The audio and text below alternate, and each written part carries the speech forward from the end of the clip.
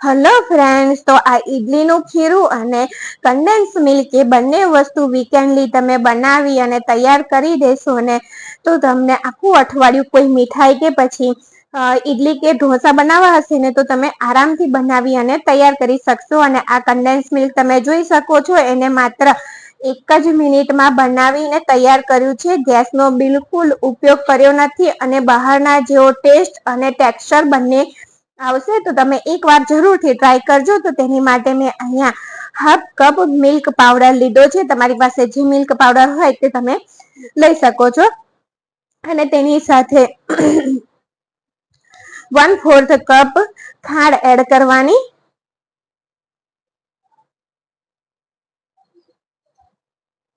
અને અહીંયા 3 tablespoon melted butter add કરવાનું છે.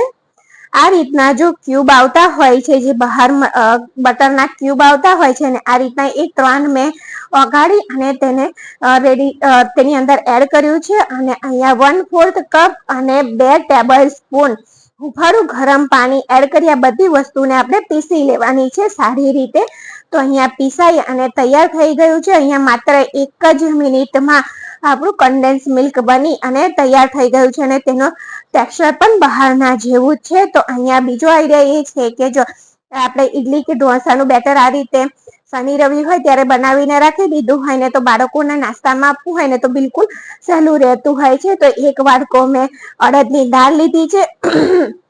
તેની સાથે 3 વાડકા ચોખા લીધા છે અને ચોખા એ મેં જાડા લીધા છે. જાડા ચોખાથી ફર્મેન્ટેશન ખૂબ જ સરસ થાય છે, આથો સરસ આવે છે. તો બધી વસ્તુને સારી રીતે ધોઈ લેવાની અને જે વાડકાથી આપણે માપ લીધું ને તે જ વાડકાના માપથી જાડા પૌવા ઉમેરી દેવાના.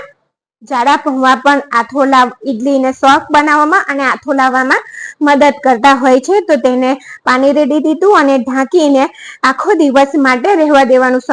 શનિવાર સવારે પલાળી દેવાનું અને સાંજે આપણે આ રીતે તેને પીસી લેવાનું. તો સાંજ થઈ છે ત્યારે હું તેને પીસું છું.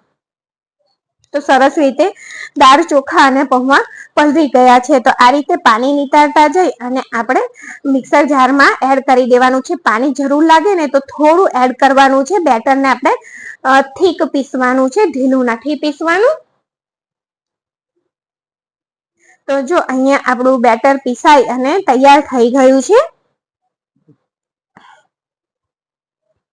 તો બધું બેટર આ રીતે પીસી અને આ ડબ્બામાં મેં એડ કરી દીધું છે. અને અહીંયા જો તમને બીજો આઈડિયા એ આપું કે આથો લાવવા માટે તમારે દહીંની જ જરૂર છે એવું કોઈ જરૂરી નથી. અહીંયા હું આજે મારી પાસે દહીં નથી તો અહીંયા હું છાશ એડ કરી રહી છું.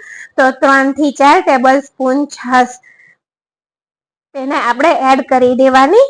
જો આ ચમચો ભરી અને છાશ તેની અંદર એડ કરી અને સારી રીતે આપણે મિક્સ કરી દઈશું. અહીંયા કોઈ જરૂરી નથી કે દહીં જ હોવું જરૂરી નથી. તો છાશ એડ કરી અને સારી રીતે આપણે મિક્સ કરી દેવાનું. અને એની જ અંદર ત્રીજો આઈડિયા તમારી સાથે એ શેર કરું છું કે ચમચો મેં અંદર જ રાખી દીધો છે અને ફર્મેન્ટેશન કરવા માટે છે ને તમારે આ રીતે જો મેં ધાતુના ડબ્બાની અંદર ડબ્બો રાખી અને આ ડબ્બાને કબાટની અંદર રાખી દીધો હતો. એટલે એકદમ સરસ રીતે આથો જલ્દી આવી જશે અને સરસ ફર્મેન્ટેશન આવશે, વધારે આવશે અને જલ્દી થશે. તો જો આથો આવી ગયા પછી ડબ્બો બહાર કાઢું છું ને ત્યારે આ વિડીયો મેં શૂટ કર્યો છે. તો જો તમે જોઈ શકો છો કે પહેલા જે બેટર હતું તેના કરતા ઘણું ફૂલી ગયું છે અને તમને નજીકથી પણ બતાવી દઉં. જો સરસ એવો આથો આવી ગયો છે. જે આ તમને ચમચો મારું અને કાના જેવું જે દેખાય છે ને એ બધો આથો આવી ગયો છે.